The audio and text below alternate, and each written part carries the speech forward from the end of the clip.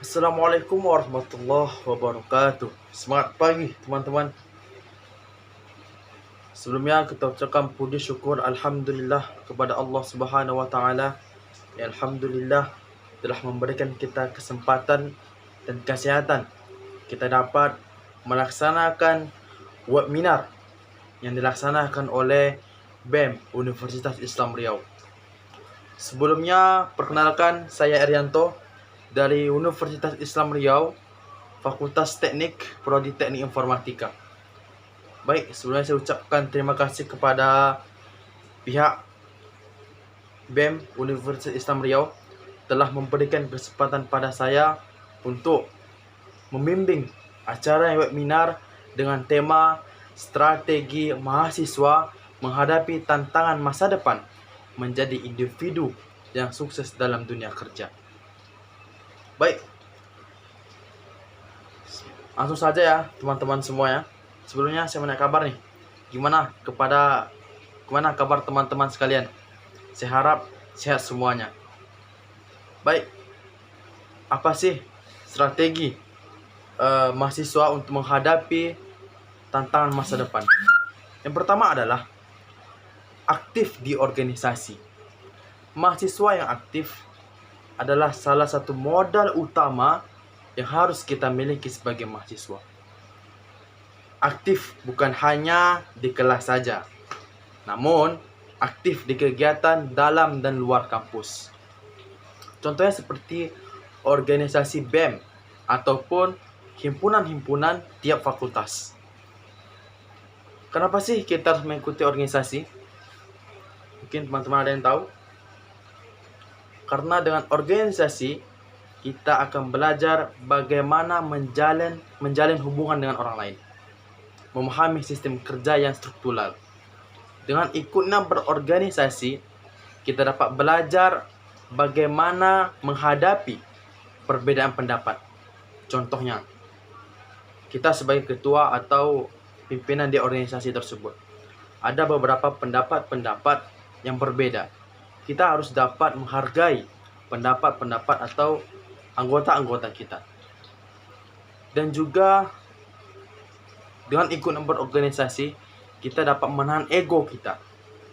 Sepertinya, biasanya ada nih tiap rapat organisasi, ada beberapa pendapat atau pendapat kita menurut kita pendapat kita lebih baik dari kawan kita. Tetapi pendapat kawan kita ini diterima. Kita harus bisa menahan ego tersebut. Dan mungkin teman-teman ada yang tahu apa yang lagi? Selanjutnya itu dengan kita berorganisasi, kita dapat belajar bagaimana membagi waktu antara pekerjaan di organisasi dengan aktivitas di kampus. Dan juga kita berorganisasi, kita dapat melatih untuk bertanggung jawab serta disiplin. Contohnya, kita sebagai anggota atau staf di bagian tertentu, ada acara atau acara event lah, kita ditunjuk sebagai ketua di bagian tertentu. Nah, disitulah kita belajar bertanggung jawab dan disiplin. Tadi di organisasi kita dapat belajar yang pertama itu kita menjalin hubungan yang baik dengan orang lain, memahami sistem kerja yang struktural, dan juga menghargai perbedaan pendapat dengan orang lain. Selanjutnya, menahan ego. Selanjutnya, kita dapat membagi waktu antara organisasi dan pelajaran di kampus. Dan yang terakhir itu ada melatih bertanggung jawab dan disiplin. Hal-hal tersebutlah merupakan kemampuan utama yang mendasar yang akan mempermudah kita saat memasuki dunia kerja nanti. Karena kemampuan soft skill seperti inilah yang akan kita butuhkan di dunia kerja nantinya. Selanjutnya itu pertama tadi aktif di organisasi. Selanjutnya magang atau dunia kerja praktek.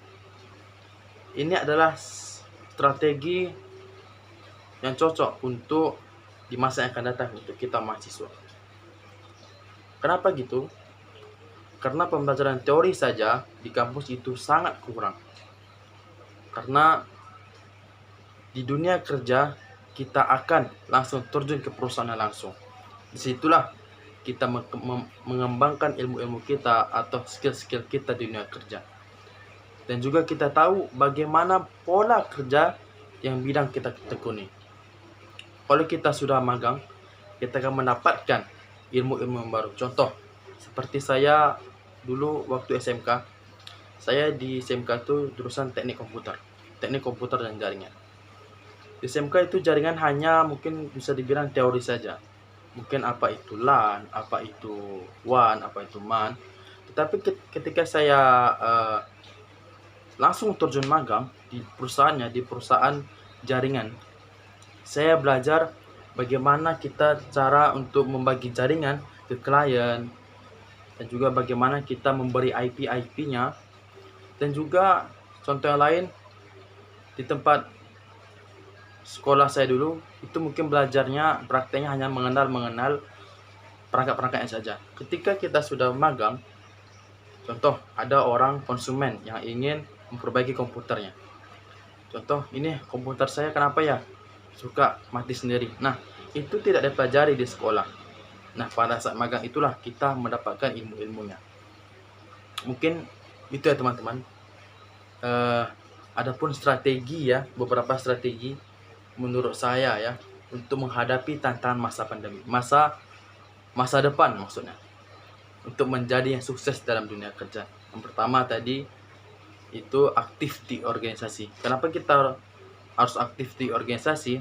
Ya, seperti saya bilang tadi, kita dapat menjalin hubungan dengan orang lain, kita dapat memahami sistem kerja yang secara struktural, dan juga kita dapat menghargai perbedaan pendapat.